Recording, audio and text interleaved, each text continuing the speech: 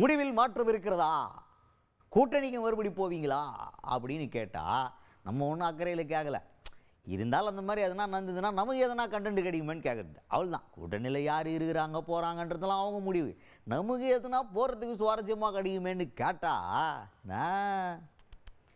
ஒரு தவா முடிவு பண்ணிட்டா முடிவு பண்ணது தான், யாருன்னா சொன்னாலும் கேட்கறது கிடையாது, அதெல்லாம் முடியாது அப்படின்ற மாதிரி ஸ்ட்ராங்காகிறார் எடுத்த முடிவில்.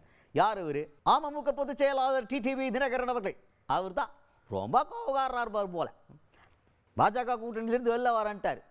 அப்புறம் பாஜகலேருந்து அண்ணாமலை அவர்கள் வந்து சமீபத்தில் பேசும்போது, இல்லை டிடிவி தினகரன் அண்ணன் வெளியூர் பயணத்தில் இருக்கிறார், இங்கே வந்ததுக்கப்புறம் அவரை பார்த்து பேசி கண்டிப்பாக கன்வின்ஸ் பண்ணுவோம் நாங்கள் அப்படின்ற மாதிரி பேசியிருந்தார். நான் ஃபோன்லலாம் பேசினுக்கிறேன் அப்படின்னு சொன்னார்.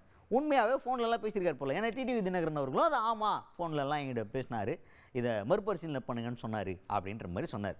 அப்போ நம்ம ஒரு டக்குன்னு ஒரு கியூரியாசிட்டி, அப்போ மறுபரிசீலனை பண்ண போகிறீங்களா, கூட்டணியில் போய் மறுபடியும் ஜாயின் பண்ண போகிறீங்களா அப்படின்னு கேட்டால் உங்களுக்கு எல்லாருக்கும் கிளியராக தெரியும் அது மறுபரிசீலனை செய்ய முடியுமா முடியாதாங்கிறது உங்களுக்கு தெரியும். அதனால் என்னை பொறுத்த வரைக்கும் பழனிசாமி முதலமைச்சர் வேட்பாளர் அப்படிங்கிற